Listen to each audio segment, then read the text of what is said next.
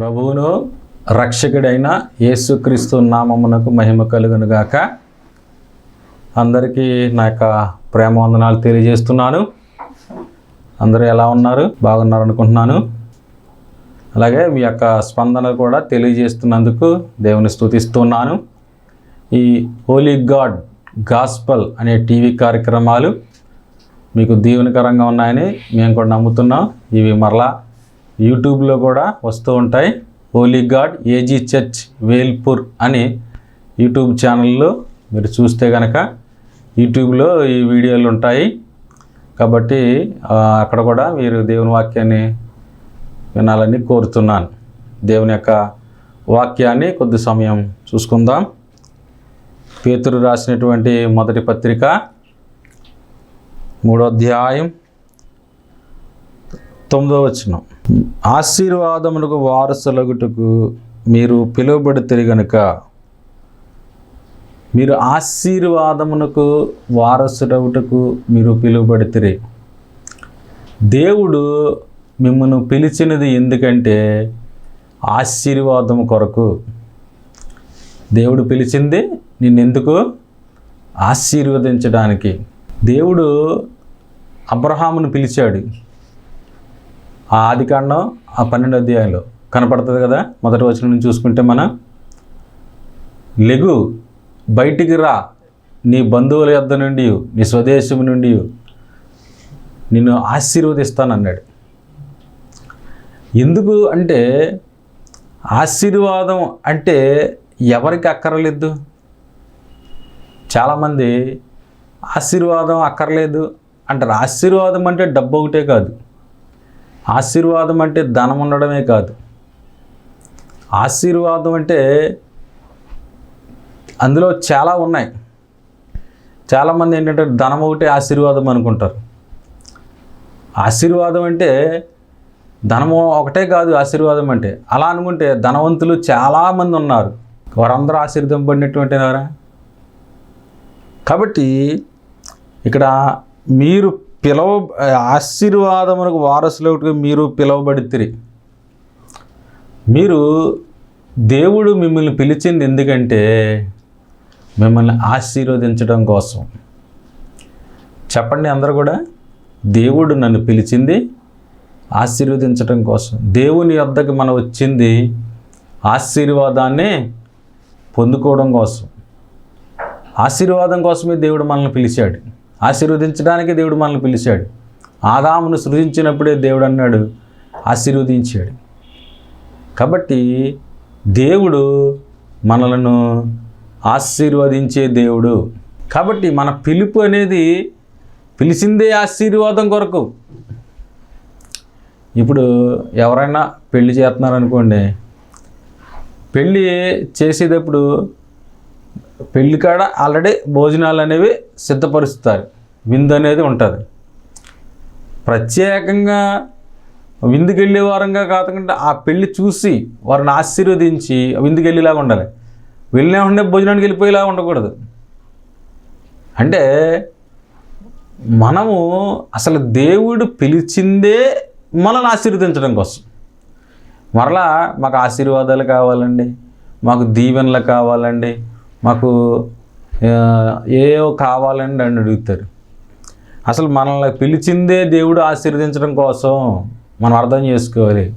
ఆశీర్వాదం అంటే డబ్బు ఒకటే కాదు, రక్షణ ఆశీర్వాదం. అన్నిటికంటే గొప్పది రక్షణ ఆశీర్వాదం. ఆ ప్రకటన గ్రంథంలో ఉంటుంది, మా రక్షణకై స్తోత్రం అంటాడు. రక్షణ అనేది ఆశీర్వాదం.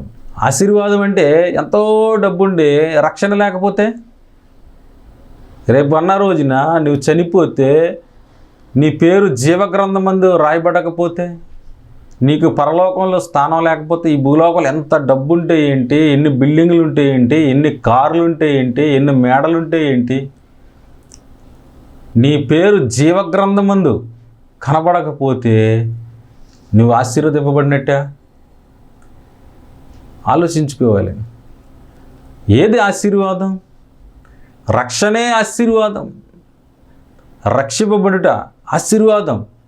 ఎంతోమందికి రక్షణ లేదు. ఎంతోమంది దేవుని యొక్క ఆ రక్షణ పిలుపులో చాలామంది ఆ పిలుపుకు స్పందించటం లేదు. స్పందించాలి. ఇప్పుడు చూడండి, వైద్యానికి దేహం అనేది స్పందించాలి.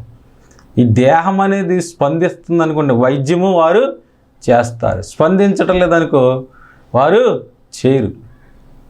కాబట్టి స్పందించాలి. మనం స్పందిస్తేనే ఆ రక్షణలో ఆశీర్వాదం, మనకి రక్షణ అనేది ఒక గొప్ప ఆశీర్వాదం. ఈ భూలోక ఆశీర్వాదాలన్నిటికంటే రక్షణ అనేది అన్నిటికంటే పెద్ద ఆశీర్వాదం. దేవుడు మనల్ని రక్షించాడు. మన పాపముల కొరకు ఆయన సిలువేయబడ్డాడు. మన పాపములను ఆయన క్షమించాడు. మరణపు ముళ్ళును విరిచాడు. మరణమును జయించి తిరిగి లేచాడు. రక్షణను తీసుకొచ్చాడు మన దేవుడు. అందుకే నమ్మి బాప్తిస్మ పొందినవాడు రక్షింపబడును. మనం నమ్మి బాప్తిస్మ పొందిన వారు ఏమవుతారంటే రక్షింపబడతారు. ఆయనే దేవుడని, ఆయనే రక్షకుడని, ఆయనే ప్రభువు అని నువ్వు ఎప్పుడైతే నమ్మావో నీవు రక్షింపబడ్డావు. రక్షణ అనేది ఆశీర్వాదం. రక్షణ అనేది ఆశీర్వాదం. రక్షణ ఊరికే రాలేదు. ఆయన దేవాది దేవుడై ఉండి ఈ భూమి మీదకి దిగి వచ్చి ఆయన ఎన్నో దెబ్బలు, కొరడా దెబ్బలు, సిలువలో గాయాలు, ఆయన సిలువలో మరణించాడు. అంత కష్టపడితే, అంత శ్రమ పడితే, అంత ఇబ్బంది పెడితే అప్పుడు రక్షణ అనేది మనకు వచ్చింది. రక్షణ ఉచితంగా రాలేదు. అందుకనే మీరు వెండి బంగారముల వంటి క్షయ వస్తువుల చేత మీరు విమోచింపబడలేదు, కానీ నిర్దోషము నిష్కలంకమైన రక్తాన్ని బట్టి మీరు విమోచింపబడ్డారు అంటాడు. కాబట్టి మనము దేనిని బట్టి మనకి ఈ యొక్క ఆశీర్వాదం అంటే రక్షణే దీవెన, రక్షణే ఆశీర్వాదం, రక్షణే దీవెన, అన్నిటికంటే రక్షణే దీవెన. కాబట్టి రక్షణను మనము తేలిగ్గా లెక్కేసే వారంగా ఉండకూడదు. రక్షణను మనం తేలిగ్గా తీసిపారేసేవారుగా ఉండకూడదు. రక్షించబడ్డారా అని అడుగుతారు మొదట ఎవరైనా. రక్షింపబడ్డామండి చెప్తే అవతలలో కూడా ఎంతో సంతోషం, ఆనందం. కానీ రక్షణ లేకుండా ఎంత ఉన్నా, ఏది ఉన్నా సున్నా. నీకు ఒకవేళ రోగంతో చనిపోయిన పరలోకం ఉంది. అదే రక్షణ లేకుండా చనిపోతే పరలోకం లేదు. కాబట్టి రక్షణ అనేది ఆశీర్వాదం. రక్షణ అనేది ఆశీర్వాదం. శారీరక స్వస్థత మంచిదే, కానీ ఒకవేళ స్వస్థ పడకపోయినా ఒకవేళ రక్షణలో ఉంటే ఆ పరలోకంలో నువ్వు ఆ మహిమరాజ్యములో ఆ బంగారపు రోడ్ల మీద నీవు ఆ ఆకలి లేని, దాహము లేని ఆ ప్రాంతంలో నీవు ఎంతో సంతోషంగా దేవుని యొక్క ఆ సింహాసనపు ఆ వెలుగులో నీవు జీవిస్తావు. అంటే రక్షణ అనేది ఎంతో ఆశీర్వాదం. ఆశీర్వాదమునకు వారసులగుట మీరు పిలువబడితిరి. మీరు పిలువబడిందే ఆశీర్వాదం కోసం. మీరు పిలువబడిందే ఆశీర్వాదం. చాలామంది ఆశీర్వాదం రావట్లేదండి, ఆ సంఘం, ఈ సంఘం, ఈ సంఘం, ఆ సంఘం అని తిరుగుతూ ఉంటారు. కానీ చేయవలసిన ఆ విధంగా భక్తి చేయరు. చాలామంది చూడండి, పిల్లలు చదవరు సరిగ్గా. చదవకుండా ఆ స్కూలు, ఈ స్కూలు, ఈ స్కూలు, ఆ స్కూలు, స్కూల్స్ మారుతూనే ఉంటారు. ఈ 1వ తరగతి నుంచి 10వ తరగతి వచ్చేటడికి 5-6 స్కూళ్ళు మారుతారు. అక్కడ 2 సంవత్సరాలు, ఇక్కడ 2 సంవత్సరాలు, అక్కడ 2 సంవత్సరాలు మారుతూ ఉంటే వాళ్ళకి చదువు ఏమొస్తుంది? చదివితే ఎక్కడైనా చదువుతారు. పనిచేసేవాడు ఎక్కడైనా పని చేస్తాడు. ఒకటి చూడండి, పనిచేసేవాడు ఆ పని, ఈ పని, ఈ పని, ఆ పని తిరుగుతూ ఉంటాడు. పనిచేసేవాడు దగ్గర క్రమంగా పని చేసుకోవాలి. కాబట్టి అసలు దేవుడు మనల్ని పిలిచిందే ఆశీర్వాదం కోసం. మరి ఆశీర్వాదం రావాలంటే ఏం చేయాలి అని 2 మాటల్లో ఇక్కడ పేతురు రాసిన పత్రికలో మనకు తెలియబడింది. మీరు ఆశీర్వాదమునకు వారసులు మీరు పిలువబడితే గనుక కీడుకు ప్రతి కీడైనను. ఎవడైనా కుట్టాడనుకో, ఎవరైనా కుట్టారని కొట్టకూడదు. ఇక్కడ కీడుకు ప్రతి కీడు చేయకూడదు. కీడుకంట ప్రతి కీడు చేయకూడదంట. చూడండి అసలు ఎంత, ఇంకా ముందుకెళ్తే ఇంకా ఆశ్చర్యపోతాం మనం. పాత నిబంధన కాలంలో, ధర్మశాస్త్ర కాలంలో పంటికి పన్ను, కింటికి కన్ను. ఒక దెబ్బ ఎత్తే దెబ్బకి దెబ్బ వేయమన్నారు. పంటికి పన్ను ఎవడన్నా పీకితే పన్ను పీకేయమన్నాడు. కాలు ఎవడన్నా ఎరగొడితే వాడు కాలు ఎరగొట్టేయమన్నాడు. కానీ ఈ కొత్త నిబంధనకు వచ్చేటప్పటికి అంటున్నాడు ఆయన, కీడుకు ప్రతి కీడు ఎవరికి చేయవద్దు. చూడండి చాలా ఆశ్చర్యం వేస్తుంది కదా. చాలా ఇది మానవ సంబంధమైనటువంటి మనసుకు అర్థం కాదు. అసలే మానవ ఆలోచనకు అందదు, ఇది మానవుని భావోద్రేకాలకు అందదు. అందుకే వాక్యము రెండంచులో వాడిగల ఖడ్గమయ్యుండి అదంట వెళ్ళి ఎముకల్లోనికి మూలుగుల్లోనికి దూరి విభజిస్తుందంట. వాక్యము దూరినంతగా ఏకత్తి దూరదు. ఇది మనస్సులను సరిచేస్తుంది, మనస్సులను కడుతుంది, మనుష్యులను కడుతుంది. వాక్యం అంటే మాటలు కాదు, మీ ఆత్మలను రక్షించు శక్తి గల వాక్యం అంటాడు యాకోబు రాసిన పత్రికలో. మీ ఆత్మలను రక్షించేదేంటి? శక్తి గల వాక్యం. ఈ వాక్యము ఏం చెప్తుందంటే, మీరు కీడు చేసేవారికి ప్రతి కీడు చేయక. ఎంత కష్టం కదా, అలా ఉండలేం. ఎవరైనా మనల్ని ఒక బూతు తిడితే మళ్ళీ వెంటనే మనం బూతులు తిట్టేయాలి. ఎవడైనా మనల్ని అగౌరవపరిస్తే వెంటనే మనం అగౌరవపరిచేయాలి. అలాగే ఉంటాం. మానవ స్వభావం ఏంటంటే, ఎవరైనా తిడితే మనం వెంటనే తిట్టేస్తాం. ఇక్కడ అంటున్నాడు, కీడుకు ప్రతి కీడైనను దూషణకు ప్రతి దూషణైనను చేయక. మరలా ఏమంటున్నాడండి? దూషణకు ప్రతి దూషణ. దూషించారు ఎవరో, నేను తిట్టారు, కానీ ప్రతి దూషణ చెయ్యొద్దు. చూడండి అసలు ఈ సన్నివేశం చదివినప్పుడు మనం చాలా ఆశ్చర్యపోతాం. కీడుకు ప్రతి కీడు చేయొద్దు అన్నాడు, దూషించే వారికి ప్రతి దూషణ చేయొద్దు అన్నాడు. పోనీ అలా మౌనంగా ఉంటే పర్వాలేదు, పోనీ కీడుకు ప్రతి కీడు చేయొద్దు, దూషించే వారిని దూషించొద్దు అన్నాడు. తర్వాత ఏమన్నాడంటే, చేయక దీవించుడి. అబ్బా ఏం మాటలండి బాబు ఇయ్య. కీడుకు ప్రతి కీడు చేయొద్దు, దూషణకు ప్రతి దూషణ చేయక దీవించుడి. దీవించాలంట. మరలా ఎవరైనా వచ్చి మనల్ని కొట్టితే మనమంట దీవించాలి. నీకు దీర్ఘాయువు కలుగునుగాక, నీ కుటుంబం బాగుండునుగాక. అలాగూ మనము దీవించే వారంగా ఉండాలంట, మనం క్షమించే వారంగా ఉండాలంట. దేవుని యొక్క ఈ వాక్యం చదివినప్పుడు చాలా ఆశ్చర్యం వేసింది నాకు. అసలు ఇలాగ మరి భక్తులు జీవించారా అంటే, భక్తులు జీవించారు అలాగే. ఎందుకంటే భక్తులు ఆ రీతిగా బ్రతికారు.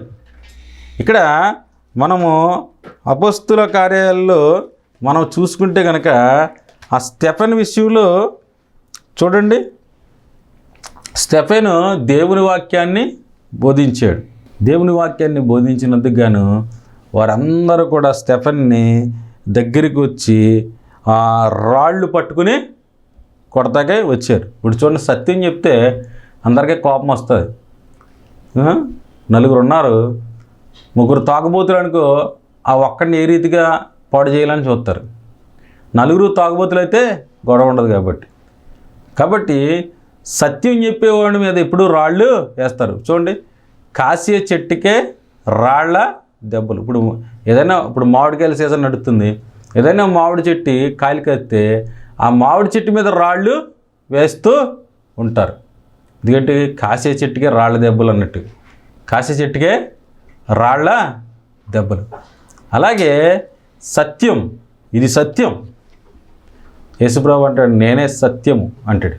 ఇది సత్యం, సత్యం మీద రాళ్ళ దెబ్బలు వేస్తూనే ఉంటారు. ఆ స్టెఫెన్ని దేవుని వాక్యం చెప్పిన దగ్గర రాళ్లతో కొట్టారు.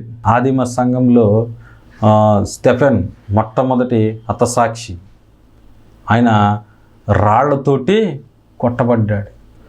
ఈ రోజున మనం చిన్న మాట అంటేనే పడలేకపోతున్నాం. ఎవరైనాను మనల్ని ఏదైనా కొంచెం ఇబ్బంది పెడితేనే మనము చాలా ఇబ్బంది పడిపోతున్నాం. మనం ఏదో మన పరువు సరిగ్గా మనల్ని చూడకపోతేనే మనల్ని సరిగ్గా గౌరవించలేదు, మమ్మల్ని లెక్క చేయలేదు, మమ్మల్ని అలా చూశారు, మమ్మల్ని ఇలా చూశారు అని ఎంతో ఇబ్బంది పడిపోయి ఫిర్యాదులు చేస్తాం మనం. కానీ ఇక్కడ ఆయన్ని రాళ్ళతో కొట్టారు. స్టెఫెన్ని రాళ్ళతో కొట్టి ఇంత రాళ్ళు పెట్టి కొడతా ఉంటే ఎలా ఉంటుందమ్మా? రాళ్ళతో కొడితే ఆయన పాపం ఆయన చనిపోబోతూ ఆయన అన్నాడు. ఆ అపోస్తుల కార్యాలు 7వ అధ్యాయం చివరి వచనం చూసుకుంటే అతడు మోకాళ్ళుని ప్రభువా ఆయన మోకరించాడంట. ఆ టైంలో మోకరించాడు ఆయన. ఎవరు? స్టెఫెన్ మోకరించాడు. మనకి ఇంట్లోనే మోకాళ్ళు వంగుతులేదు, ఇంట్లోనే ప్రార్థన చేయట్లేదు. రాళ్ళు అట్టుకొచ్చి కొడతంటే ఆయన మోకరించాడంట. మోకరించాడు. చాలామంది మోకాళ్ళ ప్రార్థన లేదు, చాలామంది మోకరించలేకపోతున్నారు. చాలామంది మోకాళ్ళు నల్లగా ఉంటే ముఖము తేటగా ఉంటుందంటారు. మోకాళ్ళు తేటగా ఉంటే ముఖము తేటగా ఉండదు. కాబట్టి ఆయన మోకాళ్ళుని స్టెఫెన్ మోకరించి ప్రభువా వారి మీద ఈ పాపము మోపకమని గొప్ప శబ్దముతో పలికెను. ఏం చెప్పాడంటే, ప్రభువా ఈ నేరం వారి మీద మోపక ప్రభువా. స్టెఫెన్ క్షమించాడు. దేవుని స్తోత్రం, హల్లెలూయా. చూడండి, ఇందాక మనం చదివాం, ఆశీర్వాదమునకు మీరు వారసులగుటకు మీరు పిలబడితే గనక కీడుకు ప్రతి కీడైనను దూషణకు ప్రతి దూషణైనను చేయక వారిని దీవించుడి. ప్రభువా ఈ నేరము మోపకు అని ఆయన ప్రార్థన చేశాడు. ఎక్కడి నుంచి వచ్చింది ఆ మాదిరి స్టెఫెన్కి? మన ప్రభువైన నిజదేవుడైన యేసుక్రీస్తు నుండి వచ్చింది. నిజదేవుడైన యేసుక్రీస్తు, ప్రేమ కలిగిన దేవుడు, ఆయన నుంచి వచ్చింది. ఆయన కూడా సిలువ వేసినప్పుడు ఆయనను కూడా మనకి కనపడుతుంది లూకాసు వార్తలో. ఆయన సిలువ వేసినప్పుడు 23వ అధ్యాయంలో కనపడుతుంది. వాడు ఆయనను సిలువ వేసిన తర్వాత ఆయన తండ్రి వీరేమి చేయుచున్నారో ఎరుగరు కనుక వీరిని క్షమించు అని ప్రార్థన చేశాడు. అంతవరకునండి సిలువలో ఈ పక్కన ఒక దొంగ ఈ పక్కన ఒక దొంగ ఉన్నాడు కదా, వారిద్దరూ కూడా ఆయన దూషించారు. మత్తయి సువార్తలో కనపడుతుంది. వారు ఇరువురు కూడా ఆయనను దూషించారు. దూషిస్తే ఆయన నోరు తెరచి ఆయన ఏమన్నాడంటే, ప్రభువారు తండ్రి వీరేమి చేయుచున్నారో ఎరుగరు కనుక వీరిని క్షమించు అని ప్రార్థన చేసాడు. చూడండి ఎంత ప్రేమ, చూడండి ఆ ప్రేమ, ఆ దయ, ఆ కరుణ. అప్పుడు దాకా ఇద్దరు ఉన్నారు కదా, వారిద్దరూ ఇరువురు కూడా తిట్టారు. అప్పుడు వరకు దూషించారు, ఇరువురు దూషించారు. ఎప్పుడైతే యేసు ప్రభువారు నోటంటే ఆ మాట వచ్చిందో, ఆ మాటకి ఒక దొంగకి మారు మనసు వచ్చింది. ఆ మాటకి ఒక దొంగకే మారు మనసు వచ్చింది. కాబట్టి మనము ఏ రీతిగా మనం ప్రవర్తిస్తున్నాం అన్నది ప్రజలు చూస్తారు. దేవుని బిడ్డలు ఏ రీతిగా మాట్లాడుతున్నారని ప్రజలు చూస్తారు. చూడండి, మనం ఎప్పుడైనా తప్పు చేస్తే మనల్ని ఎవరో తిట్టరు, కానీ దేవుడిని నమ్ముకున్నావు, నువ్వు ఇలా మాట్లాడొచ్చా, బైబిల్ పట్టుకుని ప్రార్థనకి వెళ్తున్నావు, నువ్వు ఇలా ఉండొచ్చా అని కూడా దేవుడిని తిడతారు. చూడండి, ఎవరైనా ఎక్కడ తప్పు చేస్తే ఒక దేవుని సేవకుడు ఇలా తప్పు చేశాడు అని చెప్పి చేస్తారు. కాబట్టి దేవుడు మనకు మంచి మాదిరి ఉంచి వెళ్ళిన అంటాడు పేతురు. దేవుడు మనకు మాదిరి. ఆ మాదిరిలోనే చూడండి, ఆయన సిలువలో వేలాడుతూ అన్ని గాయాలు, అంత బాధను భరిస్తూ కూడా ఆయన మనకి మాదిరి చూపిస్తున్నాడు. అక్కడ తండ్రి వీరేమి చేస్తున్నారో ఎరుగరు గనుక వీరిని క్షమించు అని ప్రార్థన చేశాడు. ఆ ప్రార్థనను బట్టి ఒక దొంగకు మారు మనసు వచ్చింది. చూడండి, మన ప్రభువారు చూపిన మాదిరి అదే. మనల్ని హింసిస్తారు, మనల్ని ఆయనే చెప్పాడు మత్తయి సువార్త 10వ అధ్యాయంలో, మనల్ని చంపేవాడు కూడా దేవునికి సేవ చేయుచున్న ఆ దినాలు వస్తున్నాయి, మిమ్మల్ని మహాసభలకు అప్పగిస్తారు, శ్రమలు వచ్చేసినాయి. కానీ మనము ధైర్యంగా ఉండాలి. ప్రభువు మనకి ఏం చెప్పాడు అదే చేయాలి. ఇక్కడ స్టెఫెనును కూడా రాళ్ళెట్టుకొచ్చి కొడుతుంటే, ప్రభువా ఈ యొక్క పాపము వీరి మీదకు మోపం, ప్రభువారి నుంచి ఆ మాదిరి తీసుకున్నాడు, క్షమించు అని ప్రార్థన చేశాడు. ప్రార్థన చేసిన తర్వాత స్టెఫెను చనిపోయాడు. చనిపోతే అతని సావుకి సౌలు అతని సావుకి సమ్మతించింది. కానీ దేవుడు ఎవరినైనా వంచగలడు. దేవుడు ఎవరినైనా వంచగలడు. మనం వంచలేము ఎవరిని కూడా. దేవుడు ఉంచుతాడు. నీవు వాక్య ప్రకారము నువ్వు జీవిస్తే దేవుడు ఉంచుతాడు. తర్వాత సౌలుని పౌలుగా దేవుడు మార్చాడు. అందరిని అలా హింసిస్తూ తిరుగుతూ ఉంటే అప్పుడు సౌలు పౌలుగా మార్చబడ్డాడు. అప్పుడు దేవుని యొక్క పని ఆయన చేశాడు. దేవుని యొక్క ఎన్నో శ్రమలు, ఆ 2వ కొరింథీ ఆ పత్రికలో రాస్తాడు. ఎన్నో శ్రమల గురించి పౌలు రాస్తాడు. ఎన్నో శ్రమలు పడ్డాడు. చూడండి, దేవుడు పౌలుని ఉంచాడు. ఎందుకనంటే ఈ స్టెఫెను ప్రార్థన ఆలకించి పౌలు రక్షింపబడ్డాడు. ఈ దినాన కూడా మన ప్రార్థన ఆలకించి ఎవరో ఒకరు రక్షింపబడి, నిన్ను హింసిస్తున్నవారా, నిన్ను దూషిస్తున్నవారా, నరమాంస భక్షకులే మారిపోయారు, అలాంటి వారే దేవుడు మార్పు తీసుకొచ్చాడు. కాబట్టి రాజ్యాలే మారినాయి, దేశాలే మారినాయి. దేవుడు ఏదైనా చేయగలడు. దేవుని వాక్య ప్రకారం మనము ప్రేమిస్తూ, క్షమిస్తూ, ప్రార్థిస్తూ, దీవిస్తూ మనము జీవిస్తే దేవుడు తన కనికరాన్ని కుమ్మరిస్తాడు. తన యొక్క కనికరాన్ని కుమ్మరిస్తాడు. మన హింసించేవారే మనకు ఆహారం పెట్టేవారుగా అవుతారు. మనల్ని బాధ పెట్టేవారే మనకు విశ్రాంతినిచ్చేవారుగా అవుతారు. మనల్ని ఇబ్బంది పెట్టేవారే మనకు సహాయకులుగా అవుతారు. దేవుడు చేస్తాడు. కాబట్టి మనము బెదిరిపోవద్దు. మనము ఎటువంటి ఇబ్బందికరమైన పరిస్థితి వచ్చినా కానీ ప్రభు ఉన్నాడు. ఆదిలోనే ప్రభు ఎదుర్కొన్నాడు ఈ శ్రమలు. ఆదిలోనే ఆది సంఘం ఎదుర్కొంది ఈ శ్రమలు. కాబట్టి ఎటువంటి శ్రమ వచ్చినా, ఇబ్బంది వచ్చినా, కరువు వచ్చినా, కాబట్టి మనము ఆశీర్వాదమునకు వారసులుగా దేవుడు మనలను పిలిచాడు. ఈ భూలోకంలో ఈ శ్రమలు కలుగుతాయి అనేది ఎప్పుడో చెప్పాడు దేవుడు. ఏ ఇబ్బందులు కలుగుతాయి, నా నామ నిమిత్తం మీరు సర్వజనుల చేత దేశింపబడుతున్నారు ఇప్పుడు. కాబట్టి మనం దేని విషయంలో బెదరకుండా, ఒకవేళ మనల్ని ఎవరన్నా ఏనన్నా మనము వాళ్ళు తిట్టారని మనము తిడితే మన నోరు పాడైపోద్ది, మన హృదయము పాడైపోద్ది. వారు ఏదో కీడు చేశారని మనము కీడు చేద్దామని మనము దురాలోచనలు ఆలోచిస్తే మన హృదయం పాడైపోద్ది. మన నోరు ఎందుకు పాడు చేసుకోవాలి? మన హృదయం ఎందుకు పాడు చేసుకోవాలి? మన తలంపులు ఎందుకు పాడు చేసుకోవాలి? చూసే దేవుడు యేసయ్య ఉన్నాడు. కానీ పాట రాశాడు కదా, చూసే దేవుడు యేసయ్య ఉన్నాడు. చూస్తాడు ఆయన. పౌలుని చూడలేదా?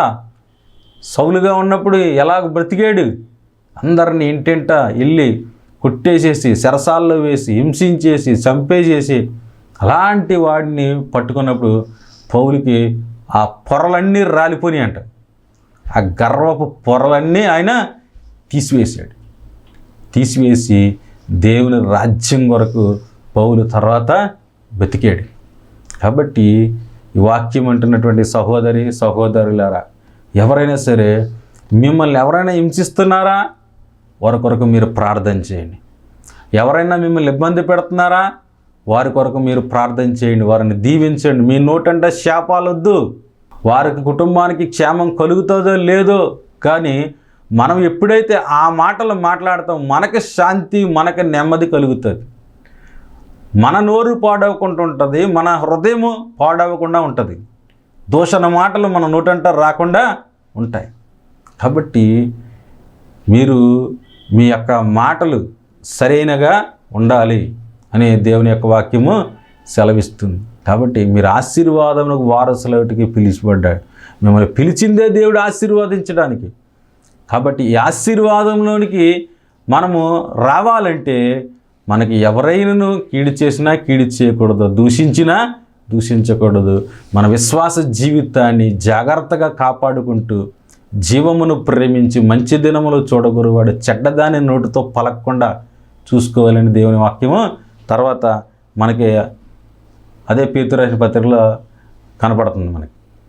అంటే మన జీవితాలని జాగ్రత్తగా కాపాడుకోవాలి, మన విశ్వాస జీవితాన్ని మనం కాపాడుకోవాలి. ఎలా పడితే అలా మాట్లాడడం, ఎలా పడితే అలా ఉండడం కాదు. మనము దేవుని నమ్మినటువంటి పరిశుద్ధ జనులము. మనల్ని కొడతారు, మనల్ని హింసిస్తారు. మన ప్రభువారు ముందే చెప్పారు, ఆది కాలంలో మన పితరులు ఎప్పుడో ఎదుర్కొన్నారు, ఇప్పుడు కొత్త ఏమీ కాదు, జరుగుతాయి. కానీ ప్రభువు ప్రతీది చూద్దాం, వాని క్రియలు చెప్పిన ప్రతిఫలం ఇస్తాడు. మనుషులందరికీ ఆయన తీర్పు తీరుస్తాడు. వాని క్రియలు చెప్పిన ప్రతిఫలం ఇచ్చే దేవుడు ప్రతి వారిని చూస్తున్నాడు. ప్రతీకారం చేయుట ఆయన చేస్తాడు. ఆయన చేసినప్పుడు చెవులు గింగిరులమనేలాగా చేస్తాడు. ఎవరైనా సరే అప్పుడు తెలుసుకుంటారు దేవుడు ఉన్నాడు రా అని. కాబట్టి ఎటువంటి ఇబ్బందులు ఎదురవుతున్నా, ఇరుకులు ఎదురవుతున్నా మీ హృదయాన్ని పాడు చేసుకోకుండా, మీ నోరుని పాడు చేసుకోకుండా వాక్య ప్రకారం మీరు జీవించేలాగా జీవిస్తే గనక విశ్వాసను కర్త దాన్ని కొనసాగించేవాడైన యేసుక్రీస్తు మీకు అందరికీ మేలు చేస్తాడు, సహాయం చేస్తాడు. కాబట్టి ధైర్యంగా ఉందాం, విశ్వాసంగా ఉందాం, మెలకువగా ఉందాం, ప్రార్థన చేద్దాం. కీడుకు ప్రతి కీడు ఎవరికి చేయక్కర్లేదు, దేవుడే అన్నీ చూసుకుంటాడు, దేవుడే అన్నీ సరిచేస్తాడు. ప్రార్థన చేస్తే దేవుడు సమస్తాన్ని ఆయన చేస్తాడు. యెహోషువ ప్రార్థన చేయగా సూర్యచంద్రులు ఆపిన దేవుడు మన దేవుడు. దేవుడు పగ తీర్చుట, ఆయన తీర్తాడు పగ. మనం ప్రార్థనాపూర్వకంగా మనం ఉంటే దేవుడు మనకు సహాయము చేస్తాడు. కాబట్టి మీరు ఆశీర్వాదాలకు వారసులకు మీరు పిలువబడ్డారు. దేవుడు మనల్ని పిలిచిందే ఆశీర్వదించడం కోసం. ప్రార్థన చేసుకుందాం, కళ్ళు మూసుకోండి. పరిశుద్ధుడైన తండ్రి, కృప కలిగిన యేసయ్యా నీకు స్తోత్రాలు, నేను స్తుతిస్తున్నాం. మమ్మల్ని పిలిచిందే నీవు ఆశీర్వదించడం కోసం. ప్రభువా, మేము ఆశీర్వదించడం కోసం నువ్వు మమ్మల్ని పిలిచావు. నేను దేవా, ఈ వాక్యమైన బిడ్డలను దీవించి, ఎవరైనా ఇటువంటి ఇబ్బందుల్లోని ఇరుకుల్లోనూ ఉంటే వారిని తప్పించు, మేలు చేసి సహాయం దయచి. దేవా, మిమ్మల్ని కలవర పెడుతున్న వాడు ఎవడైనా తగిన శిక్ష పొందుతాడు. అవును ప్రభువా, నీవు తీర్పు తీర్చే దేవుడు దేవ, నీవు కొట్టే దేవుడు దేవ. సౌలు లాంటి వ్యక్తిని కొట్టి పౌలులాగా మార్చావు నాయన. దేవా, నాయన మాకు ఈ బైబిల్ గ్రంథంలో అనేక అంశాలు మాకు కనబడుతున్నాయి దేవా, బిడ్డలను దీవించండి దేవా. ఇటువంటి శ్రమల్లో ఇబ్బందులు ఉన్నారే వారిని తప్పించండి, వారికి మేలు చేయమని, సహాయం దయచేయమని ప్రభువును రక్షకుడు నజరేయుడైన యేసుక్రీస్తు నామమున ప్రార్థన చేస్తున్నాం పరమ తండ్రి. ఆమేన్. అందరికీ వందనాలండి.